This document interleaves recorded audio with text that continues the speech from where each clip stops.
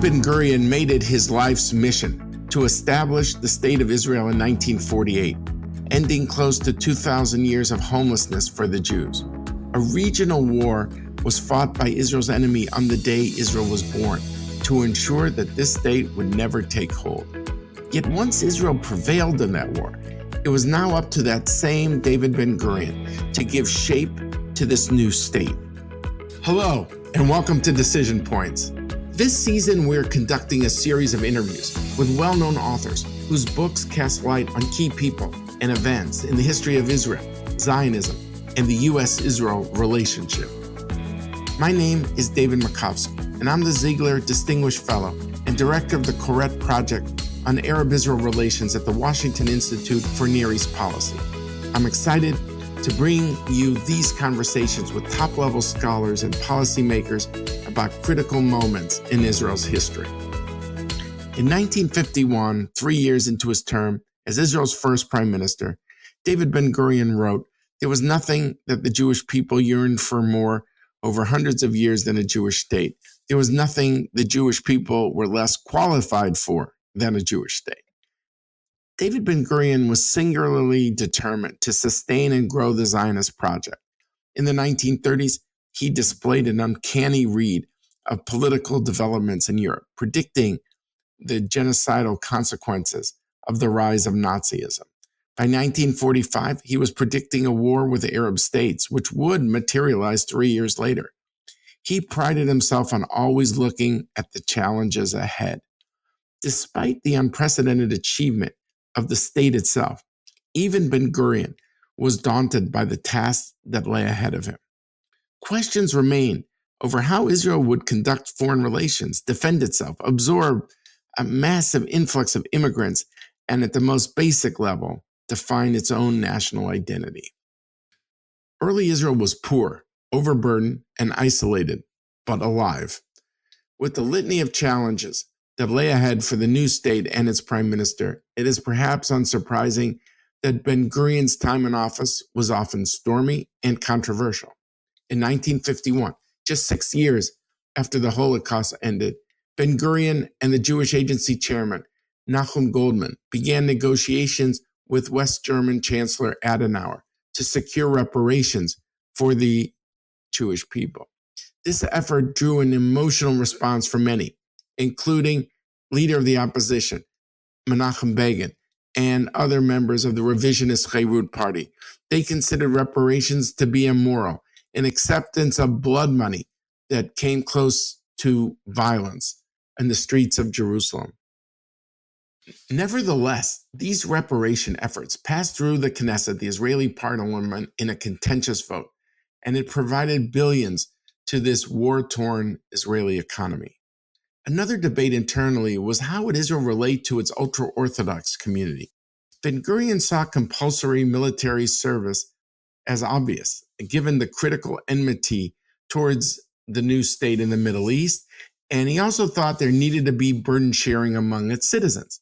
Yet Ben-Gurion backed away from his insistence when it came to the ultra-Orthodox. He believed they were a marginal remnant of the Holocaust, and they would fade away with time. He didn't foresee the growth of the ultra-Orthodox in the decades ahead. When it came to foreign policy, Ben-Gurion resisted calls from within his own party, Mapai, to align with the Soviet Union, and instead opted for stronger ties with the West. Ben-Gurion favored close ties with the United States, but the Eisenhower administration wanted to hold Israel at an arm's distance, as Washington sought to woo Arab states, led by Egypt, as a part of a Cold War strategy against the Soviet Union. Instead, in a secret move, Israel worked with Britain and France to break Egypt's nationalization of the critical Suez Canal and to halt Cairo's growing regional dominance.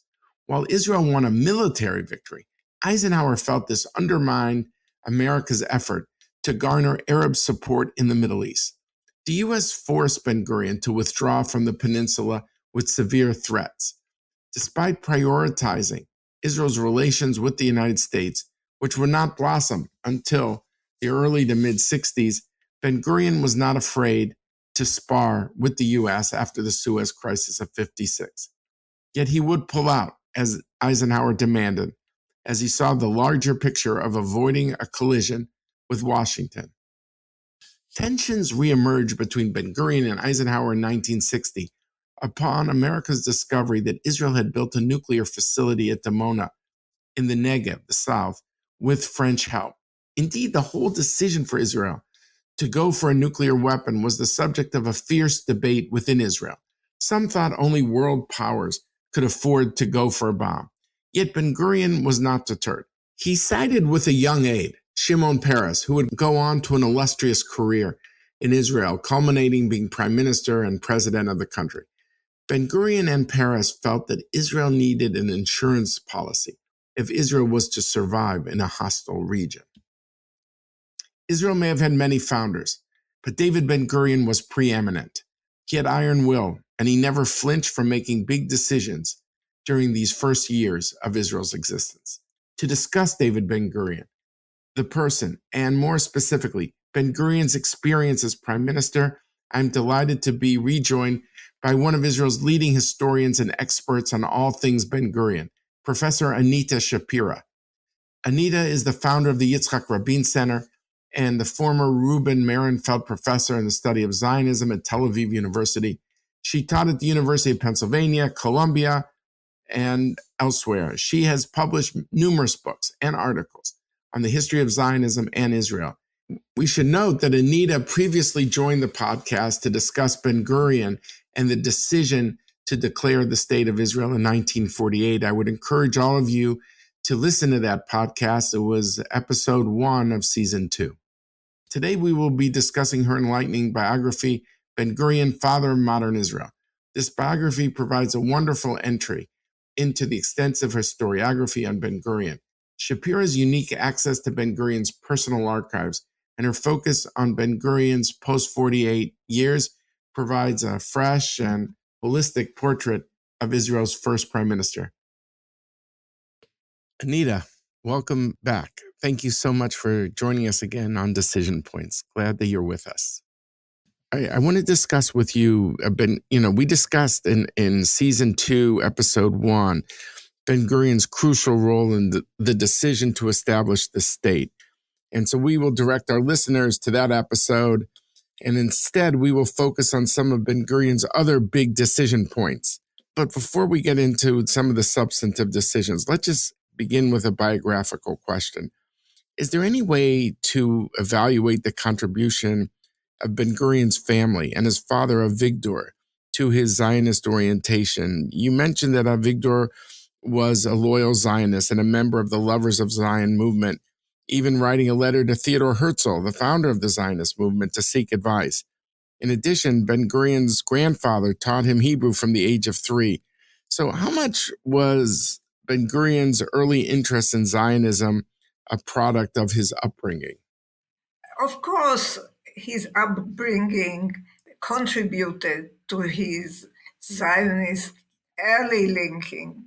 But I think more than his father, it were his friends in the little shtetl of Ploensk where he lived that inspired him and made him to an active Zionist, because these friends, at least 2 of them, became very famous in Palestine, and they were very close friends. And also the girl that he courted went to Palestine. So we have here many, many influences except the family. His father was not a very respectable person in the Jewish community. He was a little, I would say, more to the modern side, which was not taken with great admiration at this very conservative community. But the younger people, they were really the true Zionists, and they led the youth of Ploensk to Palestine. Something. You mentioned the friendship. There's always a story of one guy who said, "You never chat." And he came and he said, "Okay, we don't chat, let's chat." He didn't build like these interpersonal connections like many classical politicians until he became Ben-Gurion as the leader, where, he was the dominant force. I'm trying to understand on the way up the ladder, what led to a sense that this guy is something special? How much of it was his friendships with Yitzhak Ben Tzvi, Yitzhak Tebenkin, Beryl Katzenelson?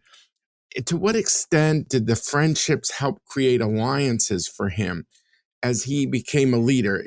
Well, first of all, I listened to the names that you mentioned, and I think who of all of them was a pragmatic doer?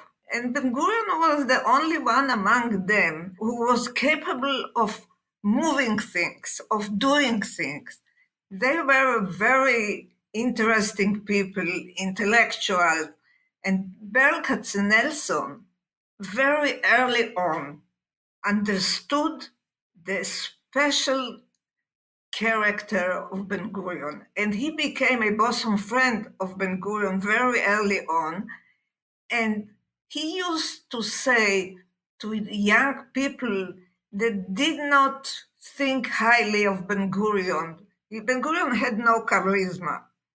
And he used to say to them, "You don't know who Ben-Gurion is. Ben-Gurion is history's gift to the Jewish people." And I think this definition is proven more and more true with time, because we see how he grows. He did not come out from points, the Ben-Gurion that we know in 48. He went through, I would say, coaching of many years. First in the Histadrut, and he was a very militant Histadrut labor leader. That's the trade union for those of our listeners who don't know. Yeah. Yes. And then he became the chairman of the Zionist organization in Palestine. And here he had for the first time to try his hand in diplomacy, to meet people out of his milieu. And he understood that he has to look at things differently. For me, for instance, the moment that he became a leader of the Jewish people was when he put aside the rivalry with Jabotinsky and met him in London, and very quickly they reached an agreement. This agreement did not work because the Histadrut members in a vote decided that they don't want it, and the same happened to Jabotinsky and his movement. But here we see those two leaders find common language very easily, very quickly.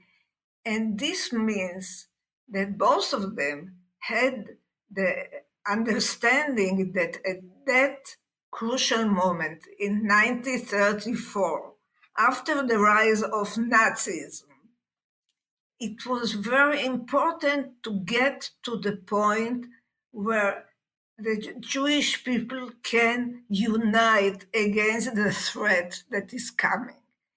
And from this moment on, Ben-Gurion acted like a true leader.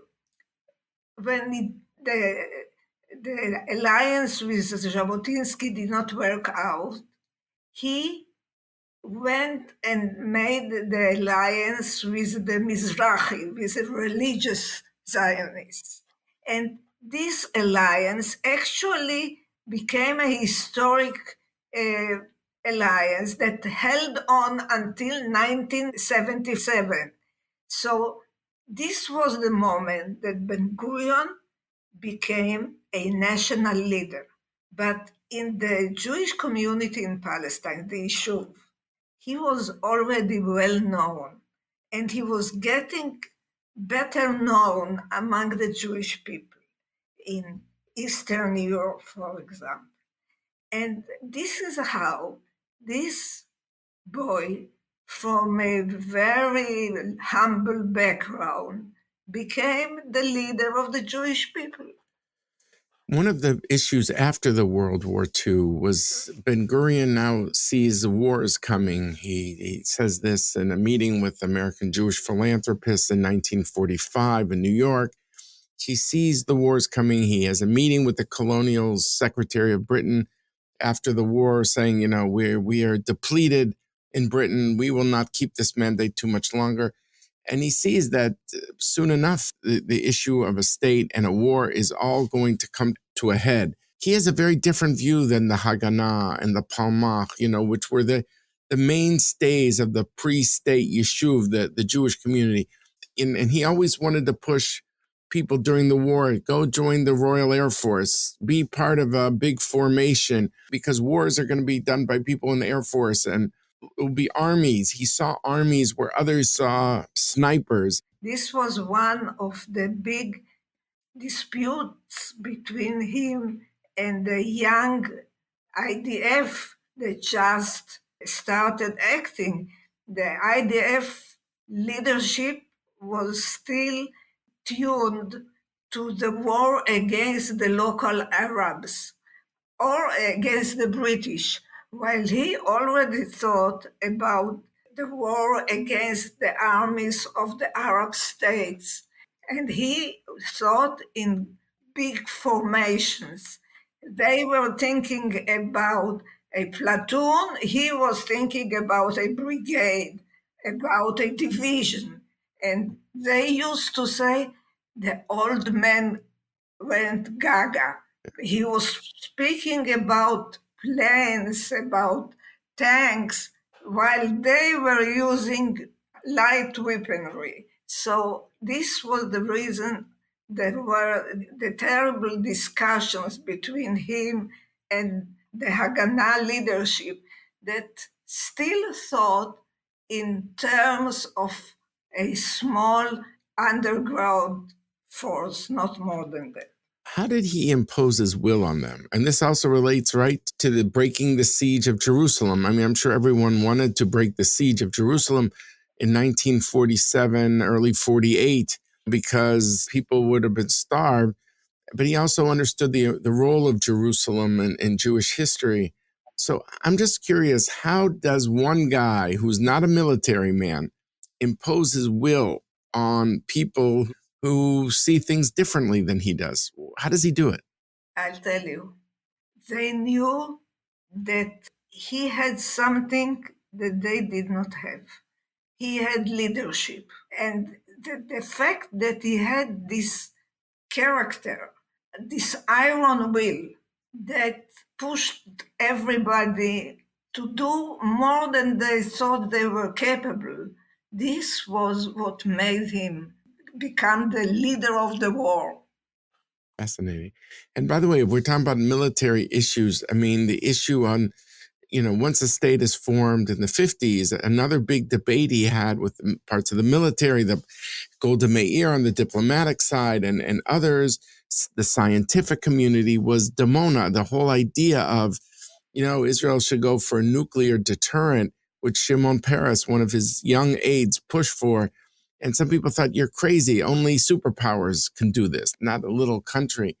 And again, he imposes his will. He backs Peres in the 50s on a military issue. And I'm just curious here, too, about how he's able to impose his will on people who think he's crazy.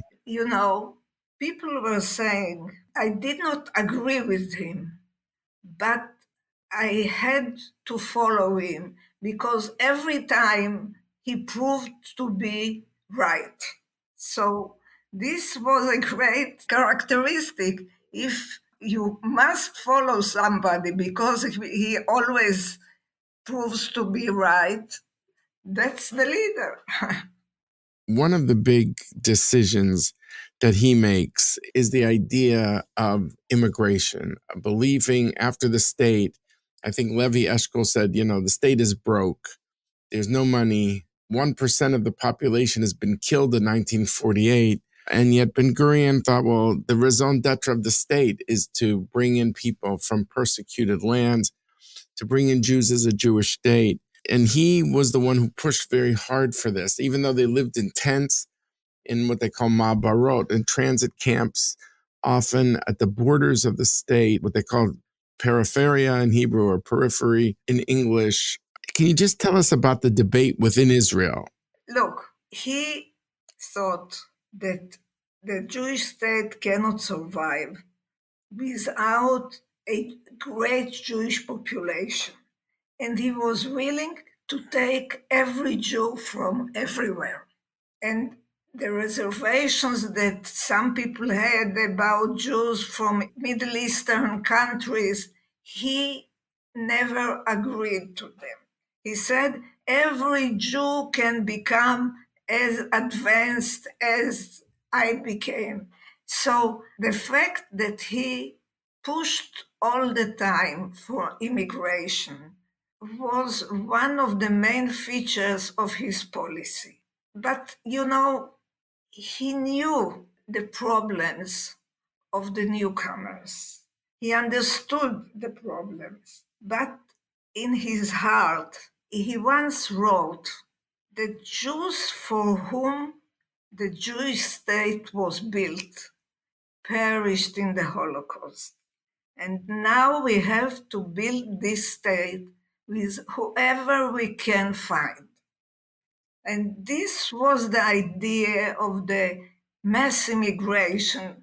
Any Jew was welcome because otherwise the Jewish state would not survive. And this was a very strong conviction of his. And he made people do what they did not want to do. Like what you mentioned, there was no money, there were no the capabilities of building quickly housing and education and you name it. And nevertheless, he persuaded everybody to do it. One of Ben-Gurion's major decisions was to agree to exempt the ultra-Orthodox from the military draft. He believed they were a relic of the post-Holocaust era, and therefore he didn't think it was so bad to give them a special dispensation. Can you explain this more? And are there indications that he came to regret this when he saw that this group was not disappearing, but even beginning to grow, maybe even not along as much as it is today, but still was not going in the direction he thought? Ben-Gurion gave an exemption to 400 yeshiva bochers because he believed, as you said, rightly said, that this is a vanishing culture. And as such, he had this sentiment for this culture that actually was his home culture in a way. Now, he did not change his mind, but the fact that he made a ceiling was crucial. The ceiling of 400 was a magic number. Dayan later added to that number another 200. The tragedy was that Begin lifted the ceiling. He just dropped the ceiling, and the result is that today we had tens of thousands young men that don't go to the army and don't actually work, and the numbers are growing. I just read statistics that in 2040 they would be about a third of Israeli population.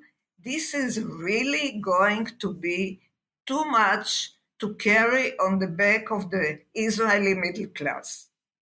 Another big decision he made in the early years was to bring the Sephardic Jews, or now Mizrahi Jews, it is said, right after the war. This was controversial. Israel was broke. It had no money. It lost 1% of its population in the 1948 war. On one hand, the move would double the population, even more than double the population between 1949 and 1951.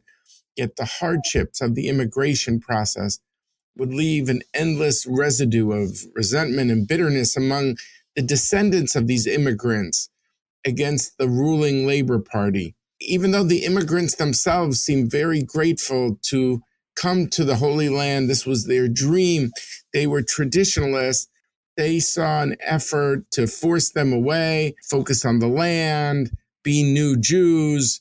Can you give us a sense about the debate within Ben-Gurion's circles? We have to remember, we are talking after the Holocaust.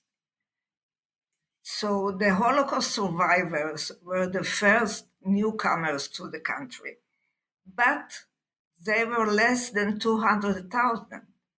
And this new country needed Jews very much, so much so that when the generals of Israeli army came to Ben-Gurion at the end of the war and told him, we can take the West Bank in a few days.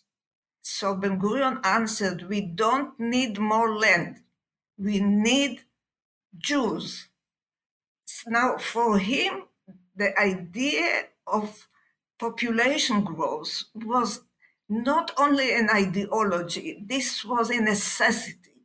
This little state, this little new state, cannot survive if there are no enough Jews. And it doesn't matter what kind of Jews. He believed that any Jew can become modernized and can become like himself, that came from a very backward background, and look what happened to him. And in a way, he was right, but he did not understand the complexity of absorbing a population in numbers, doubling the local Jewish population with no money, with no resources. And he was naive to believe that this can be done fast, 10 years, 20 years. This took much more. Even today, the process is not finished.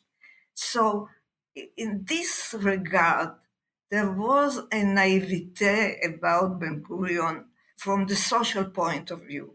He did not understand that these Jews that looked at him as the Messiah, at the same time, did not wish to do what he wanted them to do, what he needed them to do.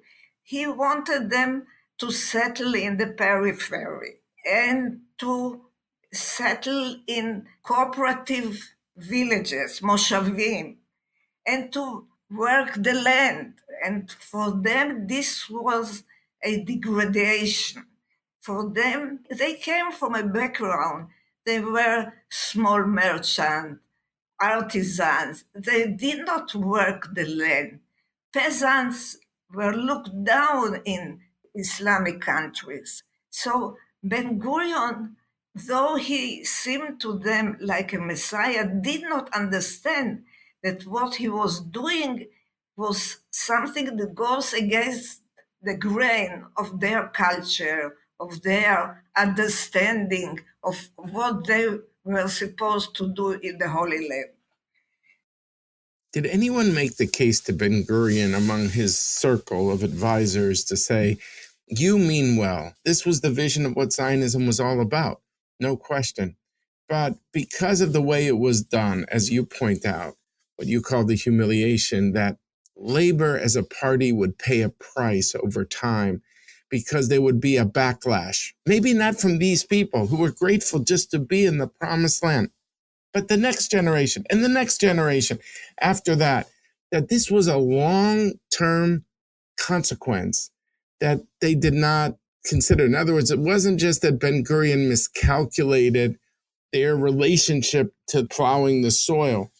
but that the politics of this would be used against labor. Begin in the 1950s is going out to these places, and he's from Poland.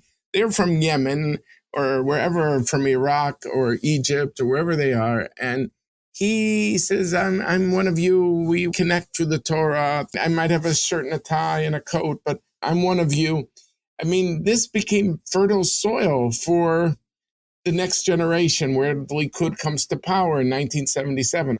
I mean, I'm just wondering if anyone talked to Ben-Gurion in the 50s saying a long-term political consequence for something that you intended to do for all the right reasons, but politically this is not going to turn out well for labor. First of all, labor believed that they're going to stay in power forever. Second, nobody thought in terms of an overturn. So they were sure that there were economic consequences. They were not sure that they want these people, apart from Ben-Gurion. But they never thought about the political consequences of this kind of politics. It's interesting, but this is a fact. And you, who studied all these leaders, including Ben-Gurion, but also other labor leaders, he really just imposed his will on the people around him who thought Israel can't afford it, but he imposed his will. Definitely. That was his thing, was I'm being iron will, see it through. Another controversial decision for him in the 50s was maybe connected to that, which is, given Israel's poor economic situation, to agree to deal with West Germany after the Holocaust. It was called the reparations. Ben-Gurion was adamant about securing good relations, and he saw German reparations as a prerequisite for starting a relationship, which he thought was indispensable given Israel's bad economic situation and the huge economic challenge of integrating the influx of immigrants that we just discussed. And yet there were so many Holocaust survivors or relatives of those who were killed during the Holocaust that this was obviously a very emotionally wrenching decision. Opposition leader Menachem Begin called it blood money. He led to very convulsive demonstrations outside the Knesset. Give us a window into Ben-Gurion's thinking that he was going to work with Konrad Adenauer and navigate around all the emotional landmines because he thought this was economically the right thing for Israel to do. How did he navigate this? The fact is that most of the people supported him. And interestingly, Holocaust survivors supported him. If you take the statistics of those who were arrested when storming the Knesset, the Israeli parliament, the supporters of Begin, in the big demonstration, most of them were not Holocaust survivors. Most of them were newcomer Mizrahim. So this is a very interesting point. Holocaust survivors wanted the agreement to come through. First of all, they understood the pragmatics of the situation. They lived through so much, they wanted to reach the level of prosperity that they believed that the reparation would allow them. Second, it was with a torn heart. As a child, I remember the discussions at school. On the one hand, the slogan was, did you murder and also inherit? And on the other hand, we won't sell our dead for money. So these were two approaches, and the discussion raged through the country in all levels, children. And the interesting thing was that left, the extreme left, Mapai was not left, Mapai was centrist left, but the left and the right combined against Mapai.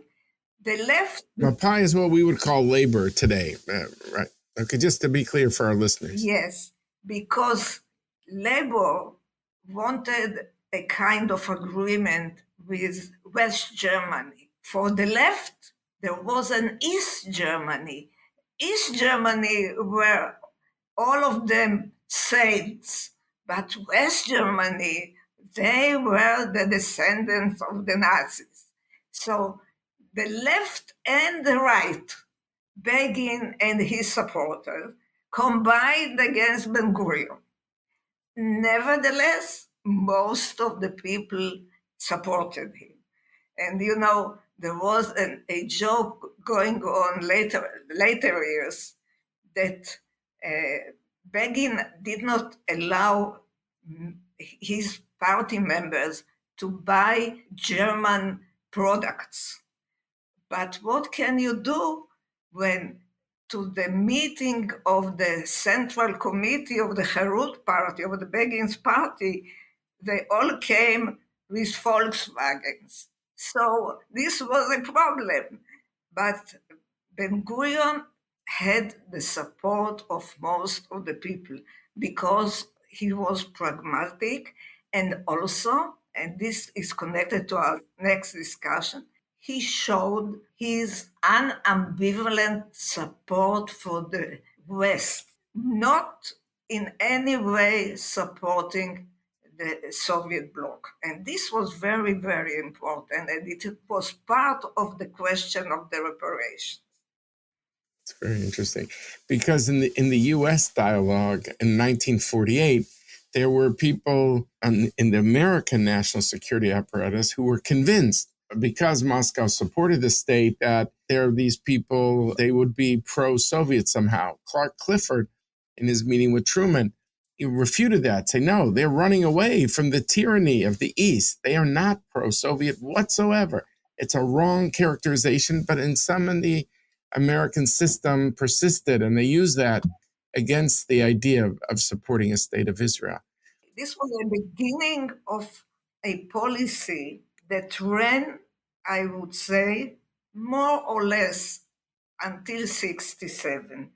We always look about the relationship between Israel and the United States as ideal.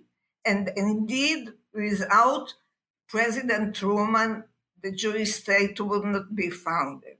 But he supported the Jewish state against the State Department, against his policymakers. And after him, there came the Eisenhower administration, John Foster Dulles as Secretary of State, and they hated Israel. Really, they thought that this little state in the Middle East is a nuisance that disturbs our relations with the Arab states, with bringing oil to Europe during the Marshall Plan.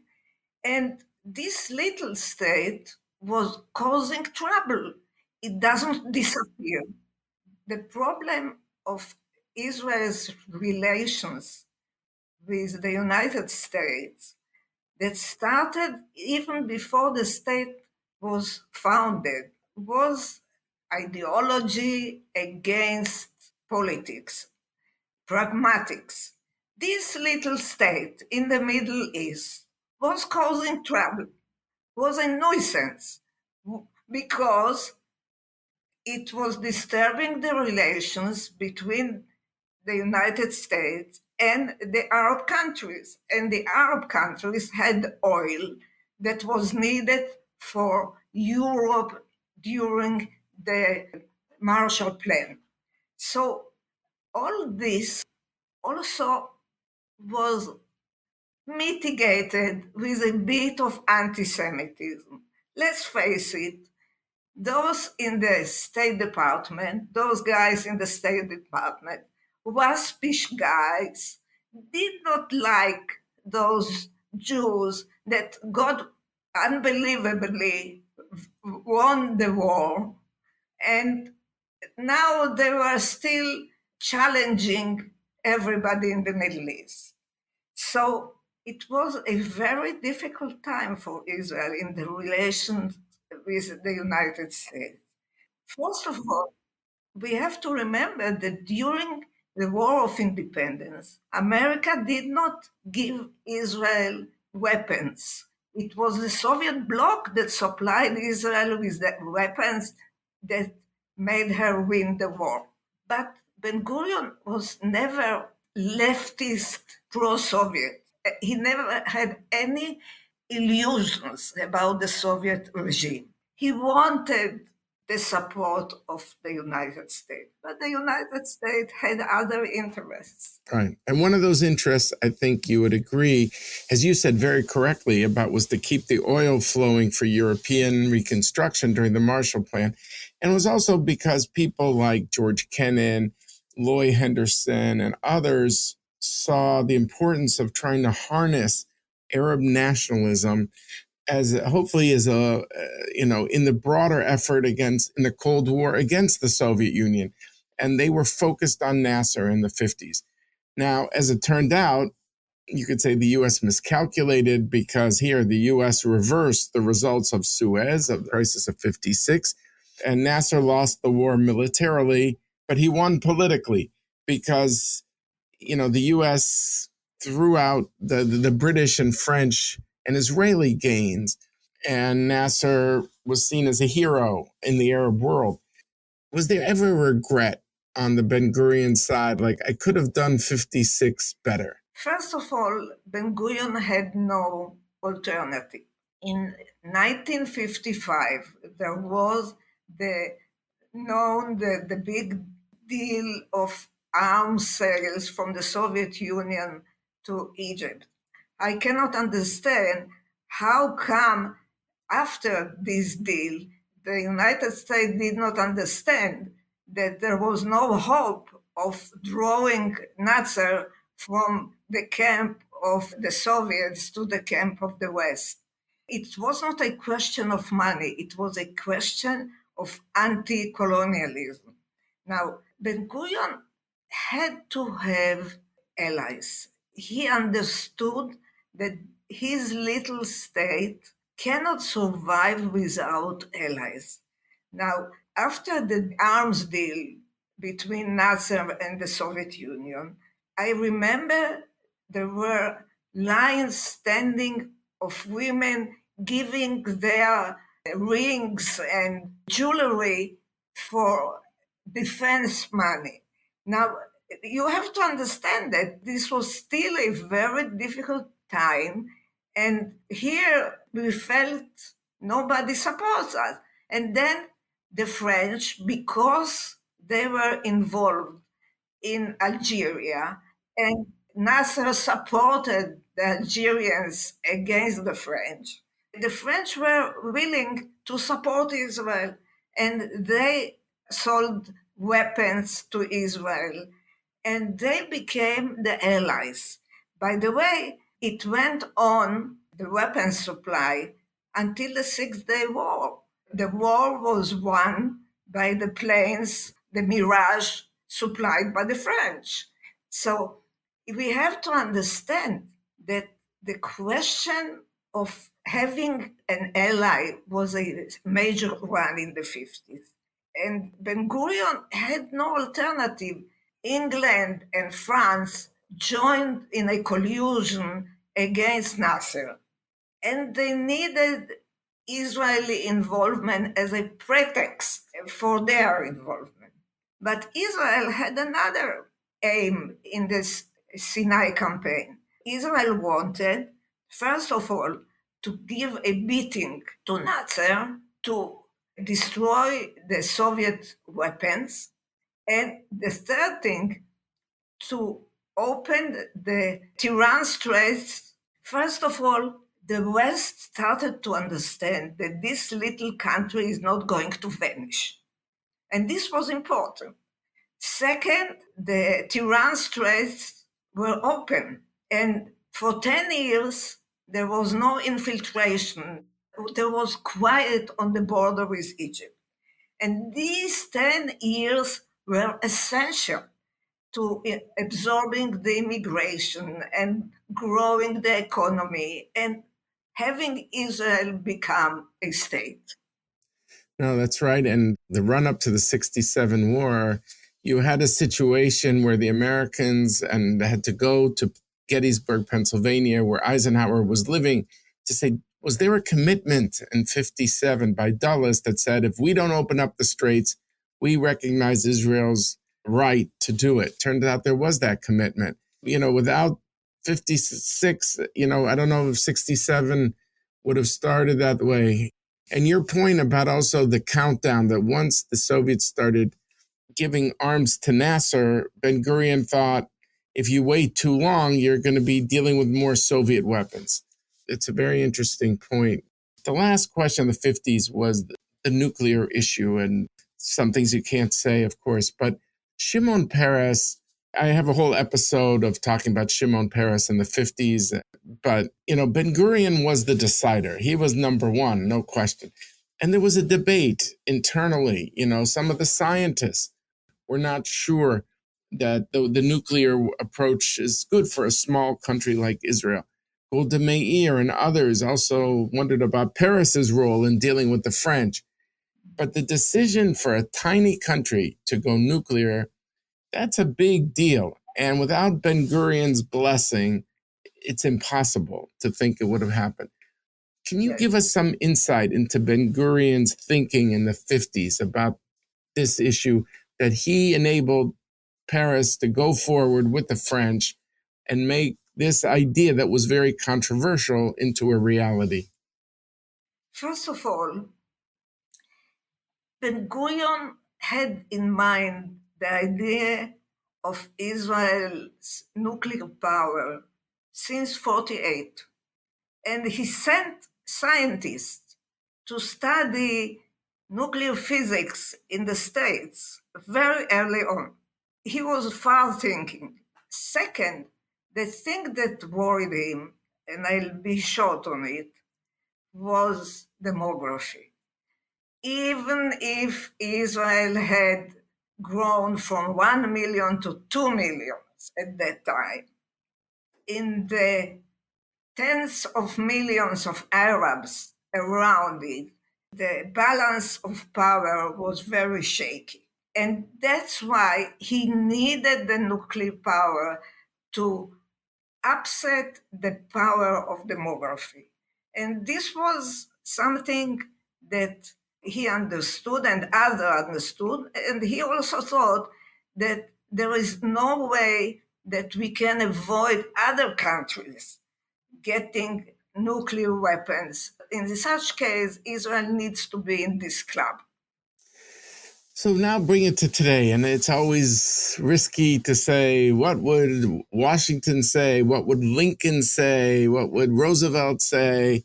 Because they're not alive today. So it's the speculation of historians like yourself.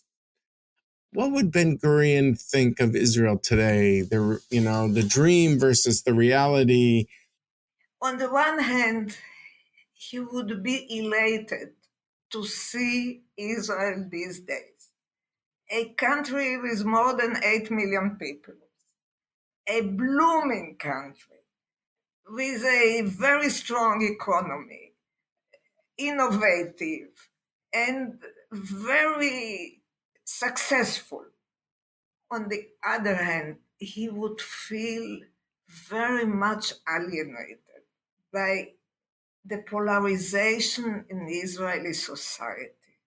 This fact that causes people not to look at the common good, but at party politics, at private good. And this would have very much disappointed him. He believed that the pioneer spirit of young Israel could keep on forever. But as in the States, the same in Israel, the country gets older, more materialistic, less idealistic, and it's very difficult to imagine how he would have reacted to what is around him today. But I would say that the question of polarization and alienation between parts of the population would be for him considered as a major threat to the existence of the state. I mean, in a certain way, Ben-Gurion, because was always on a wartime footing, this idea of what they call in Hebrew, chevra meguyeset, a kind of a garrison democracy. He did not want a mobilized society. This is the translation of what you say.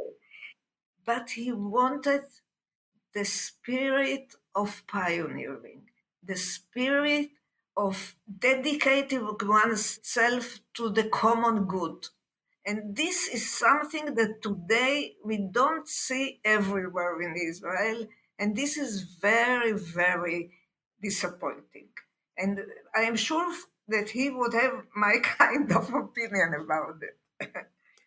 Well, I see you as someone who's channeling David Ben-Gurion because you have spent so much of your life understanding not just him, but also the people around him. And you've written books on all these people that I could think of no better person really to share thoughts about David Ben-Gurion than you. So, Professor Anita Shapira, I want to thank you so much for this wide-ranging conversation and really making David Ben-Gurion come alive for us on Decision Points. I want to thank you very, very much.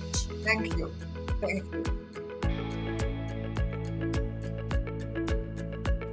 The great Roman historian Tacitus said, quote, "Reason and judgment are the qualities of a leader," end quote.